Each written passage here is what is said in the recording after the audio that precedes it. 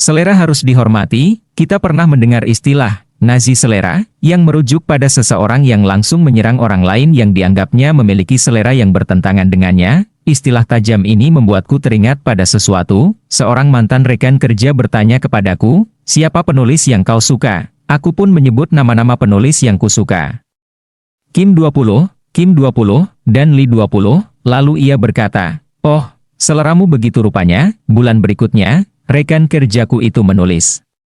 Seperti ini dalam rencana kerjanya, LSI rencana ini ditujukan kepada orang-orang yang membaca karya Kim 20, Kim 20, dan Lee 20, tanpa teori modal budaya dari Bourdieu, atau teori perbedaan lain yang menjelaskan tentang selera pun kita sudah tahu bahwa selera bisa memperkirakan tingkat perekonomian dan pertumbuhan lingkungan seseorang.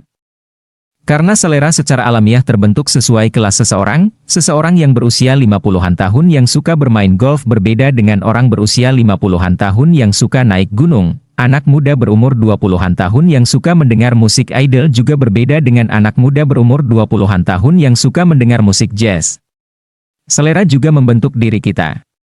Kita tumbuh besar dengan meniru teman-teman yang kita anggap keren atau jalan pikiran atau gaya bicara selebriti yang kita sukai. Aku sering melihat orang-orang yang rajin berlari dan asyik minum bir karena menyukai Haruki Murakami. Selera bisa juga merupakan gaya hidup kelompok. Hobi orang-orang Korea pada tahun 1990-an adalah mendengarkan musik dan membaca buku. Saat itu penjualan album seorang penyanyi terkenal bisa mencapai 1 juta keping dan seringkali orang memiliki koleksi album yang lengkap. Saat itu aku membaca setiap hari, dan karena begitu banyak orang yang berkata bahwa hobi mereka adalah membaca, aku sampai merasa malu berkata bahwa aku suka membaca, karena aku takut dianggap sepele. Sekarang ini, kurasa hobiku adalah menonton film, menonton YouTube, bermain game, dan berwisata. Karena itu, ketika bertemu dengan penulis buku wisata, aku akan berpikir geli bahwa orang itu pasti merasa malu karena berpikir berwisata adalah hobi. Dulu, tidak ada seorang pun yang berkata, aku tidak suka buku. Sekarang, jarang sekali ada orang yang berkata, aku tidak suka berwisata. Jika selera berarti terus menyangkal diri dan berusaha diterima orang lain, apa bedanya dengan perkiraan cuaca?